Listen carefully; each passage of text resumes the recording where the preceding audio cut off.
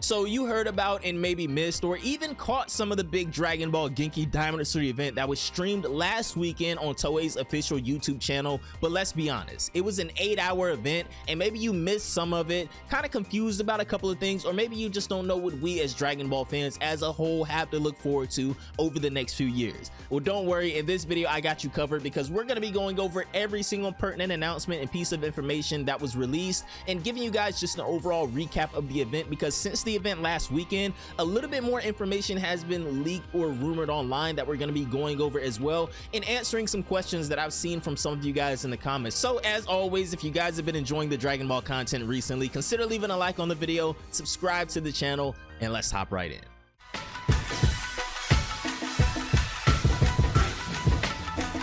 So obviously guys, if you ask me, I'm of course going to say that the biggest and most significant reveal from last weekend was that the Moro arc from the Dragon Ball Super manga is finally set for production in the anime. Yes, Dragon Ball Super The Galactic Patrol is finally getting animated. That means that Moro is finally coming to our TV screens, but what else could this mean?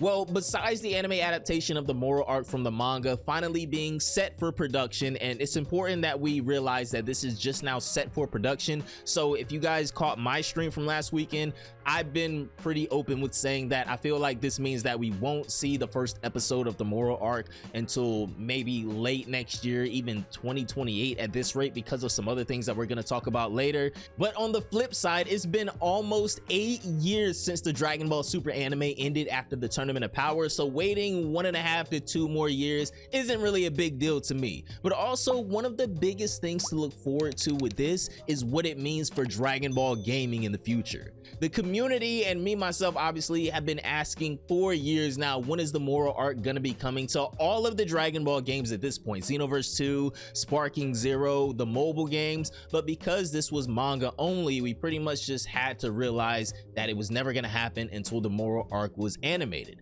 However, now that we finally know for sure that Moro, Miris, and yes, Susanoo Ultra Instinct Goku, or Spirit Control Aura Goku, whatever you want to call him, will be coming to the anime, that means that they're set for Dragon Ball gaming in the future as well. Also, even though we don't know for certain, this all but confirms that sometime in the future, yes, we will be seeing Granola and Ultra Ego Vegeta as well. Now, this is probably way down the line for all of you guys that haven't read the Moro arc. It's a decently long arc. I've seen some people in my comments saying that the Moro arc isn't that long, so we could get Ultra Ego Vegeta soon. Guys, you got to remember that Dragon Ball Super was a monthly manga, and the Moro arc was over 20 chapters long. I think it started on chapter 43 and ended on chapter like 67 or something like that. That's 2 years, or maybe right around 2 years, just to be generous. So that is a decently long arc. So while 20 chapters might not seem that long to some of you guys in hindsight, you got to remember that it was a monthly manga, so this was a 2-year long arc, and I'm not even like counting if there was a break or anything in between some of these chapters or something like that, which could have totally been the case. I just can't remember off the top of my head. Next, let's get into something that was rumored, but honestly, none of us really knew for sure if this was a shoo-in: the new Dragon Ball Super Beerus remake. Yes, we are finally getting a remake of Dragon Ball Super. Some of you guys, I'm gonna be real, I'm gonna call you out here. Y'all thought I was crazy to predict that we could possibly get a Dragon Ball Super remake at this event, but I mean, anything is possible, and this was rumored ahead of time as well, so I wasn't the only one that thought this. The new Dragon Ball Super Beerus anime is pretty much a rendition of the beginning of the Dragon Ball Super anime that's being remade, and it actually premieres this year in fall of 2026. Now, while it was alluded that this might not be the only part of Super that's being remade in the future, it's recently been rumored, or I guess more or less confirmed if you want to say that, by sources on Twitter like DBS Chronicles and Anime AJ, that the new Dragon Ball Super Beerus anime will be about 6 episodes long, and then following this, which is something that we weren't sure on just yet, Following this will be the new Golden Frieza arc as well, which is being remade, and that'll be around 6 episodes long too. So if they keep following with this, it seems like they're set to remake all of Dragon Ball Super up until the Tournament of Power, and this will more or less lead into the new Moro arc, or Dragon Ball Super The Galactic Patrol, that is currently set for production. So this could mean, by my estimation, and keep in mind this is just my speculation, they're probably making pretty good progress with remaking the rest of the anime. Who knows where they are? They could be be just starting the Golden Frieza saga, since we know that the Beerus saga is set for later this year, or they could be much further down the line. We don't know yet. We probably won't know anything for at least a couple of more months, but I'm super excited for this. I feel like, you know, getting that confirmation that they'll keep going after this, which was more or less, they kind of hinted towards it in the stream, but they didn't just outright say it. But thanks to, you know, sources on Twitter that are usually pretty reliable, I think we have a lot to look forward to. All right, so now let's talk about something from the event that has a lot less information and speculation surrounding it for right now, because we really didn't see anything, but we will at Battle Hour. Dragon Ball Age 1000, and I'm gonna save Sparking Zero for the end of the video because you guys know that I can easily talk about Sparking Zero for like 30 plus minutes. I'm gonna try not to do that today, but Dragon Ball Age 1000 is the new game project that was announced at the Genkidaimatsuri event, featuring a brand new original character by Akira Toriyama that he designed, as well as this entirely new world of Dragon Ball Age 1000 that apparently has been in development for the past 6 or 7 years, I think they said. So the past like half decade, Dragon Ball gaming has just been cooking in the background, and it just took a little bit of time for it to get out. But what is Age 1000, and who is this new original character that we know nothing about right now? Well, I'm gonna be honest with you guys, I've seen a lot of the speculation on the internet about who people think this new character is. He is a Saiyan. I'll give you guys that. He is definitely a Saiyan. In the trailer, we saw him transform into a Super Saiyan. He has Capsule Corp gear on, so I definitely think he has some type of relationship to the Briefs family or whoever is running Capsule Corp at this time in Age 1000. Now, it's important to also keep in mind that Age 1000 is centuries after Dragon Ball Z and Dragon Ball Super, so I don't think that this is anybody's direct son or anything like that. Again, I've seen what you guys have said. This could be like Broly and Chile's son. Maybe, I don't know, but I'm pretty sure Broly is already like 50 plus in Dragon Ball Super, and Age 1000, like I said, is centuries after Dragon Ball Super and the like. So I mean, I'm not going to completely write that off, but I'm just trying to do a little bit of math here. But anyways, Dragon Ball Age 1000 is allegedly, and I'm saying allegedly because I don't remember them specifically revealing this just yet at the event last weekend, but I've already seen a couple of articles online running with this. So right now we're going to say allegedly Dragon Ball RPG that is set to release in the year 2027 at some point, and we'll be getting more information surrounding this title at Battle Hour. Maybe we'll learn who this new character is officially. Remember, he is and since he is a Saiyan, I don't think it's too far-fetched to assume that he has ties to one of our main characters at least. Within the trailer, he also was approached by somebody while he was in the training room who I think right now had to be Xeno Trunks, right? Time Patroller Trunks, if this is going to be somewhat of a Xenoverse-esque title, which some people are running with and other peoples are vehemently against for some reason.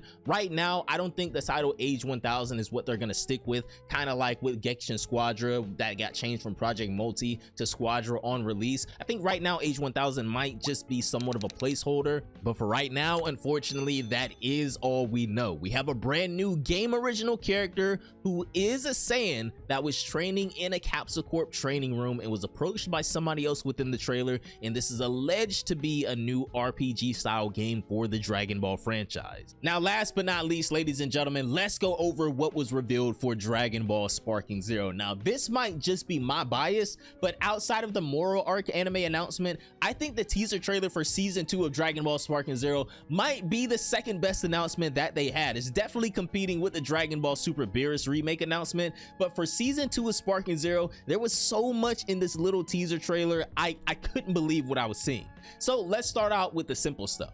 We all know, and if you guys haven't already updated your game, maybe you took a little bit of a break because things were getting stale, we've already gotten one free update for Dragon Ball Sparking Zero this year, which was the new Ultimate Battle update, adding Mission 100 straight from Dragon Ball Z Budokai Tenkaichi 3 to Dragon Ball Sparking Zero. This is definitely a step in the right direction because we've been screaming at the top of our lungs for months now. We need more offline content in Sparking Zero, and while this isn't necessarily what I had in mind, you guys know that I've been championing for like new episode battles and everything like that. Somebody in my comments, I'm not gonna take credit for this, at least right now. Maybe in a little while I'll start taking credit for it. I'm sorry, bro, but somebody in my stream actually made a good point.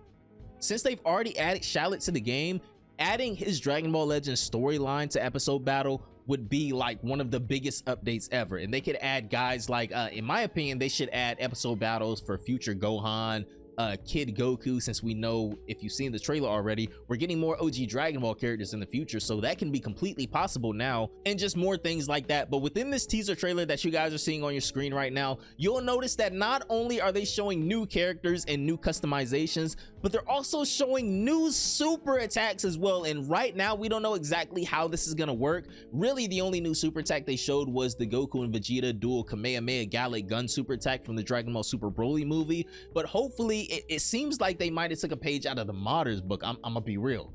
Seemed like they kind of got a little bit of sauce from the modding community, which is good. We want them to do that, and honestly, I would rather them just hire some of the modders instead of like copying their homework. I feel like that would be much more of a cool move for them.